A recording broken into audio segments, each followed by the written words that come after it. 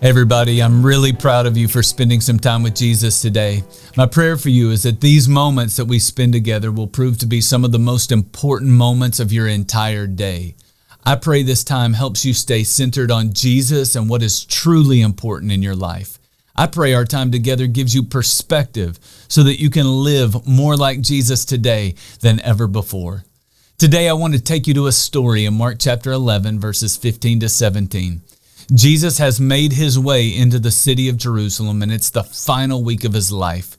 He's up early one day, and he makes his way into the temple courts, which is really kind of the center of all religious activity in this city. When Jesus walks into the temple courts, he's really disturbed by what he sees. People were buying and selling all kinds of merchandise in the temple. He realizes that people have turned this house of worship into something that it was never meant to be. So Jesus starts cleaning house and running people out of the temple. And then he teaches those who are left a really important lesson in verse 17. He said, "My house will be called a house of prayer for all nations, but you have made it a den of robbers." He's calling the people to make prayer a priority again. And so let me ask you, is prayer a priority in your life?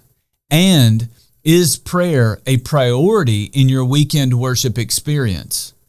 I'm not talking about when I pray for you during the weekend service.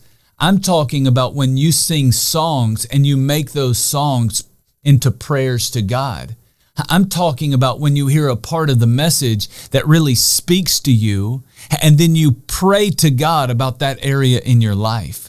The weekend worship experience should be a constant conversation between you and God. One of my favorite books on prayer is called Draw the Circle by Mark Batterson. In that book, Batterson says, when you start praying to God on a regular basis, irregular things start to happen on a regular basis. I love that thought, and I absolutely believe it. And yet, I talk to a lot of guys who don't like to pray because they don't feel like they pray well. They pray bad. But let me tell you something. You're bad at everything you do until you get some serious reps under your belt. So start praying. And as you do, I want you to remember, God isn't grading your prayers. He's like a father in heaven who just loves to hear from his kids. I know what this is like because my daughter went off to college this year. Do you know the highlight of my day? It's when I see a FaceTime call coming in from my daughter. God just wants a little FaceTime with you. So as we wrap it up today, take a couple of minutes at least and talk to your Heavenly Father. He would love to hear from you.